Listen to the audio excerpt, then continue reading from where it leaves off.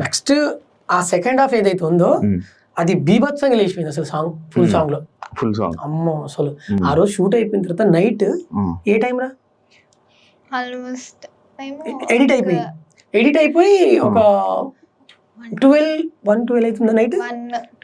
ఆ టైంకి ఎడిటింగ్ అయిపోయింది. సాంగ్ మొత్తం శేఖర్ మాస్టర్ దగ్గర నుంచి చేయించాడు ఎడిటింగ్. మమ్మల్ని పిలిచాడు, రండి చూద్దురు అని చెప్పి. అప్పటిదాకా మమ్మల్ని కార్లో పెట్టాడు. సర్లే అని చెప్పి వెళ్ళిపోయినాం. ప్లే చేశాడు, చూసాం. నాకు ఏం మాట్లాడాలో అర్థం కావట్లే. అమ్మతోడు మాస్టర్ ఎండింగ్ మాత్రం పీక్ ఉన్నది. సామి నా సామి ఆ ఎలిమెంట్ మాత్రం నెక్స్ట్ లెవెల్. నేను డైరెక్ట్ చెప్పేసిన మాస్టర్ సాంగ్ అయితే నెక్స్ట్ లెవెల్ వైరల్ అవుతుంది, మనం సక్సెస్ కొట్టేసిన మాస్టర్ అని చెప్పిన డైరెక్ట్ అక్కడే. వీళ్ళు కూడా చాలా హ్యాపీగా ఫీల్ అయ్యారు. టోటల్ టీమ్ మా డిఓపి హరీష్ అన్న.